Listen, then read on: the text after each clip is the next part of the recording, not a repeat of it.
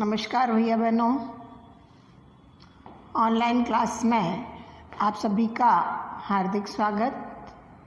आज हम पढ़ेंगे अध्याय 2 व्यावसायिक संगठन के विभिन्न स्वरूप, भाग 7। इसमें आज का हमारा टॉपिक रहेगा सहकारी समितियों से आशय, विशेषताएं, गुण और उनके दोष। इससे पहले हम व्यावसायिक संगठन के स्वरूप, एकल स्वामित्व, संयुक्त हिंदू परिवार व्यवसाय, साझेदारी फर्म के बारे में पढ़ चुके हैं। तो सहकारी समितियां यानी सहकारी जो शब्द होता है वह किसी साझे उद्देश्य के साथ एक साथ मिलकर कुछ काम करने को कहते हैं सहकार। अब सहकारी समितियां जो है उनसे आशय लोगों के ऐसे स्वैच्छिक संगठन से है जो सदस्यों के कल्याण के लिए एकजुट होकर आपसी लाभ प्राप्त करने हेतु संगठित होते हैं। ये संभावित शोषण से बचने के लिए अपने आर्थिक हितों से प्रेरित होते हैं। अब संभावित शोषण से मतलब यहाँ पर है कि जब हम कोई सामान खरीदते हैं तो कई प्रकार के मध्यस्थ आते हैं बीच में। उत्पादक से लेकर वस्तु जब उपभोक्ता तक पहुँचती है तो उसके मध्य कई मध्यस्थ आते हैं और उन मध्यस्थों का लाभ जुड़ने के पश्चात वस्तु जब उपभोक्ता तक पहुंचती है तो उसका मूल्य काफ़ी बढ़ जाता है। तो इससे उपभोक्ताओं का क्या होता है? शोषण होता है। तो इस शोषण से बचने के लिए आर्थिक हितों से प्रेरित होकर ऐसी सहकारी समितियों का गठन किया जाता है। ऐसे संगठन सहकारी समिति अधिनियम 1912 के अंतर्गत पंजीकृत होते हैं और इसमें कम से कम 10 वयस्क सदस्यों की आवश्यकता होती है। और जब इसका पंजीयन हो जाता है तो पंजीयन होने के पश्चात इसका एक स्वतंत्र वैधानिक अस्तित्व हो जाता है, जिसके तहत समिति अपने हिसाब से कार्य कर सकती है। तो सहकारी समिति जो है लोगों का स्वैच्छिक संगठन है जो सदस्यों के कल्याण के लिए एकजुट होकर के कार्य करता है। इसकी विशेषताओं के अंतर्गत सबसे पहला आता है स्वैच्छिक सदस्यता, यानी किसी भी जाति, धर्म, लिंग का व्यक्ति इसका सदस्य बन सकता है। यानी इसकी जो सदस्यता होती है वह ऐच्छिक होती है, किसी भी प्रकार का कोई दबाव नहीं है कि भाई यही व्यक्ति इसका सदस्य बनेगा, कोई और नहीं बन सकता, ऐसा नहीं है। किसी भी धर्म का व्यक्ति, किसी भी जाति का, स्त्री हो या पुरुष, कोई भी इसका सदस्य बन सकता है। इसी तरीके से अगर इसकी सदस्यता से हटना है तो नोटिस दे करके, एक नोटिस दे करके कोई भी व्यक्ति इसकी सदस्यता को त्याग भी सकता है। दूसरा आता है वैधानिक स्थिति। वैधानिक स्थिति यानी सहकारी समिति का जो पंजीकरण होता है वह आवश्यक होता है और इसका पंजीयन होता है सहकारी समिति अधिनियम 1912 के तहत। तो जब इसका पंजीयन हो जाता है तो उसकी एक वैधानिक स्थिति आ जाती है और वैधानिक स्थिति होने से समिति का उसके सदस्यों से एक पृथक अस्तित्व हो जाता है। तो कोई भी सदस्य आए, कोई भी सदस्य जाए, उसका समिति पर कोई प्रभाव नहीं पड़ता और समिति किसी भी सदस्य पर या किसी संस्था पर वाद कर सकती है। कानूनी रूप से कोई भी अगर ऐसा वाद हो जाता है तो कानूनी रूप से इसके ऊपर मुकदमा कर सकती है और कोई भी व्यक्ति, इसका जो सदस्य है वह या कोई संस्था इसके ऊपर मुकदमा कर सकती है। तीसरा आता है सीमित दायित्व। सहकारी समिति के जो सदस्यों का दायित्व है वह उनके द्वारा लगाई गई पूंजी की राशि तक सीमित रहता है, यानी उनका जो दायित्व है वह सीमित रहता है, तो असीमित नहीं है कि भाई अगर नुकसान हो गया तो उनके सदस्यों को चुकाना पड़ेगा, जैसा कि साझेदारी फर्म में होता है, ऐसा इसमें नहीं होता। दायित्व जो है वह सीमित होता है, उनके द्वारा लगाई गई पूंजी की राशि तक। अगर उनका दायित्व रहेगा तो जितनी पूंजी लगाई है वहाँ तक ही रहेगा। चौथा आता है इसमें नियंत्रण। सहकारी समिति का जो स्वरूप है वह प्रजातांत्रिक होता है, यानी वोट करके, इलेक्शन करके प्रबंध कमेटी का चयन किया जाता है, और जो प्रबंध कमेटी चयनित होती है वही समिति के सभी कार्यों पर अपना नियंत्रण रखती है। यानी सहकारी समिति की जो कमेटी होती है उस कमेटी का चयन वोट के द्वारा किया जाता है, और एक सदस्य एक वोट कर सकता है। इस मान्यता पर आधारित है, इस सिद्धांत पर आधारित है, और जो कमेटी चयनित होती है वह समिति के सभी कार्यों पर अपना नियंत्रण रखती है। नेक्स्ट आता है सेवा भावना। मतलब सहकारी समिति का जो लक्ष्य होता है गठित करने का वह सेवा भावना का होता है, यानी एक दूसरे की सहायता करना और कल्याण के मूल्यों पर आधारित होती है। इसलिए इसकी जो मुख्य विशेषता है वह यही है कि यह सेवा भावना के कार्यों को प्रधानता देता है।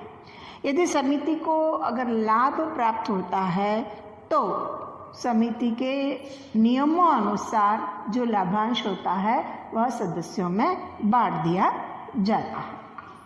तो इस प्रकार से यह इसकी विशेषता है: स्वैच्छिक सदस्यता, वैधानिक स्थिति, सीमित दायित्व, नियंत्रण और सेवा भावना। नेक्स्ट आता है इसके गुण। सबसे पहला आता है वोट की समानता, यानी प्रत्येक व्यक्ति को एक वोट देने का अधिकार होता है, यानी एक सदस्य एक वोट, इस सिद्धांत पर यह आधारित होता है। चाहे वह कितनी ही पूंजी क्यों न लाए, ऐसा नहीं होता कि ज़्यादा पूंजी लाता है तो वह 2 वोट भी दे सकता है, नहीं। एक व्यक्ति एक सदस्य को एक वोट देने का अधिकार प्राप्त होता है और सभी सदस्य समान होते हैं, चाहे वह कितनी ही पूंजी क्यों न लेके आए। दूसरा आता है सीमित दायित्व। ये भी इसका एक गुण है कि जितनी वह पूंजी लेके आते हैं उसी पूंजी के अनुपात में उनका दायित्व रहता है। जितनी पूंजी लगाई गई है उतना ही उनका दायित्व होता है, उससे अधिक का नहीं। तो सीमित दायित्व के कारण कोई भी व्यक्ति इसका सदस्य बनने को इच्छुक हो जाता है। तीसरा आता है स्थायित्व। अभी मैंने बताया कि पंजीयन होने के पश्चात समिति का एक स्वतंत्र वैधानिक अस्तित्व हो जाता है, तो चाहे सदस्य आए, नए सदस्य आए या पुराने सदस्य त्याग करें, छोड़ करके जाएं, इसके अस्तित्व पर कोई प्रभाव नहीं पड़ता, यानी इसका जो अस्तित्व है वह स्थायी रहता है। फिर आता है मितव्ययी संचालन।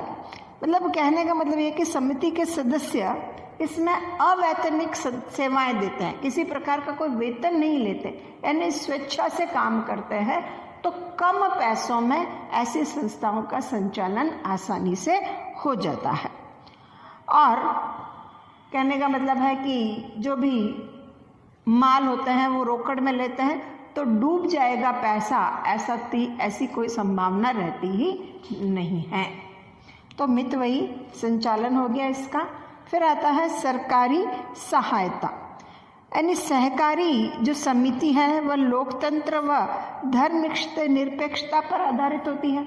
लोकतंत्र वही प्रजातंत्र, यानी सदस्यों की इच्छा से समिति का गठन किया गया है, और साथ ही धर्मनिरपेक्षता, यानी कोई भी धर्म का व्यक्ति इसका सदस्य हो सकता है, सभी धर्मों को समान माना गया है, तो इसलिए सरकार इसको बढ़ावा देते हैं और किसी भी प्रकार का टैक्स व ब्याज इनसे नहीं लिया जाता है, यानी छूट होती है टैक्स में और ब्याज देने में इनमें छूट प्रदान होती है और समय समय पर सरकार द्वारा अनुदान भी प्राप्त होता है, सरकारी सहायता भी इन्हें प्राप्त होती है, तो आसानी से इनका संचालन किया जा सकता है।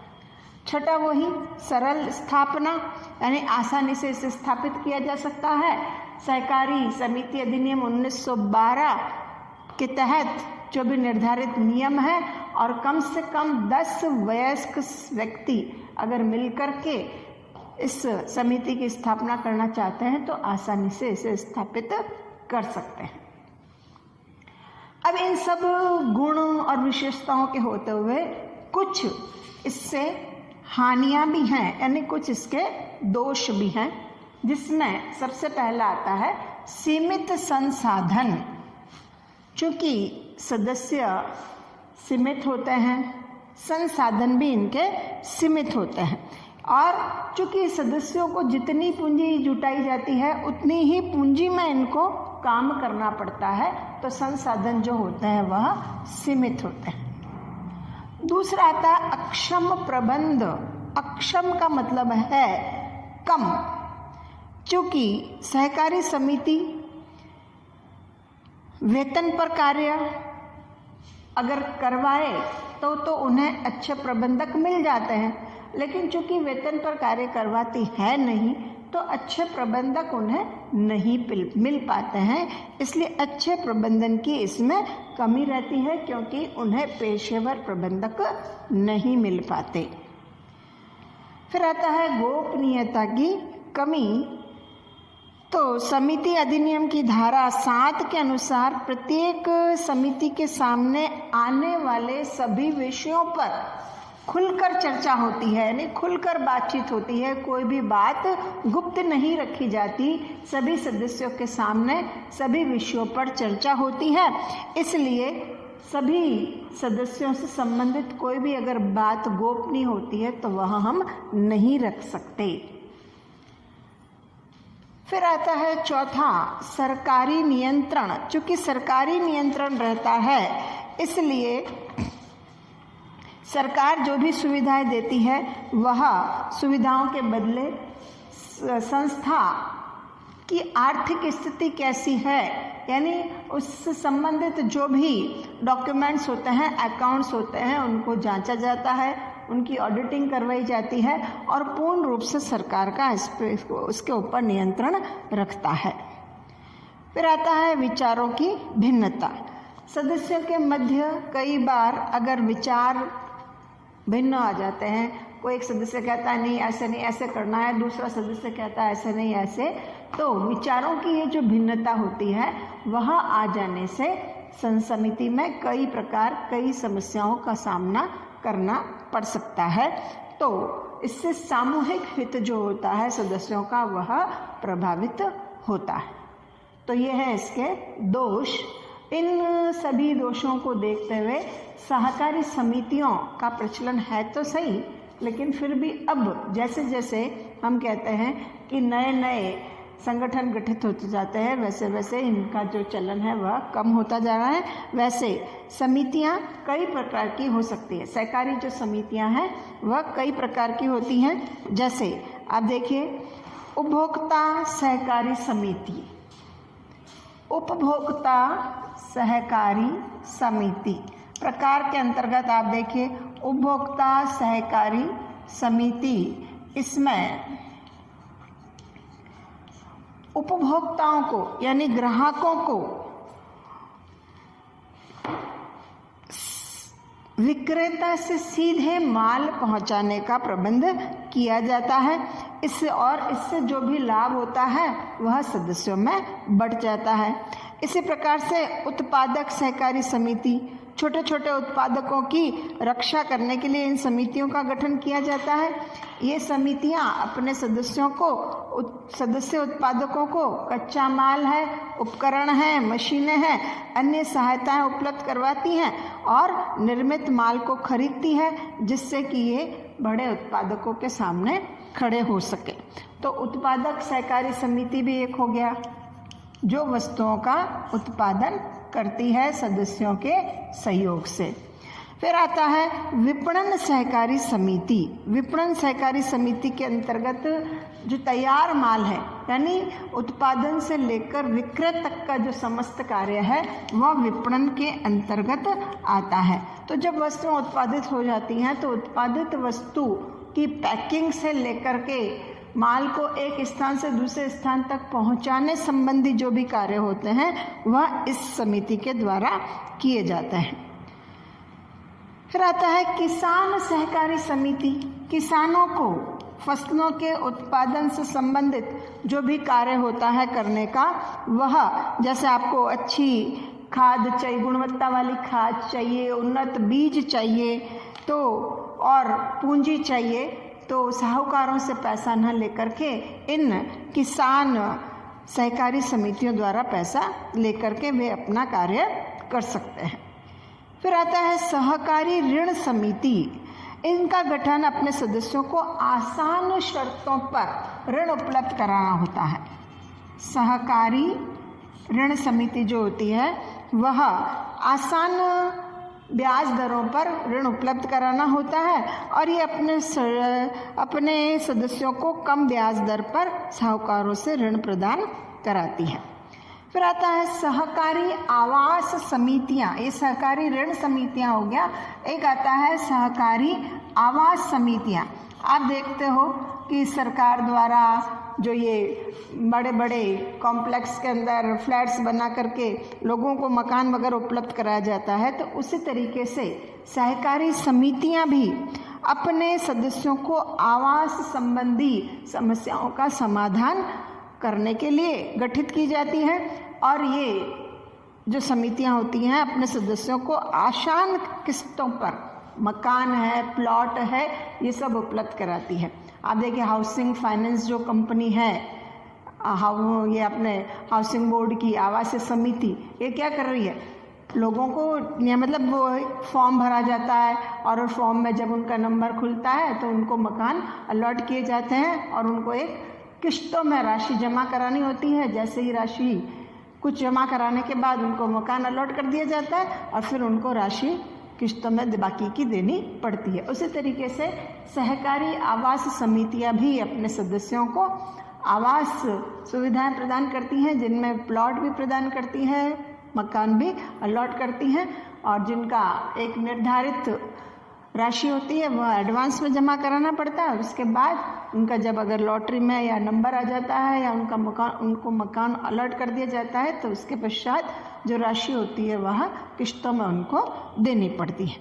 तो इस प्रकार से ये सारी सहकारी समितियों से संबंधित आज अपन ने चर्चा की है।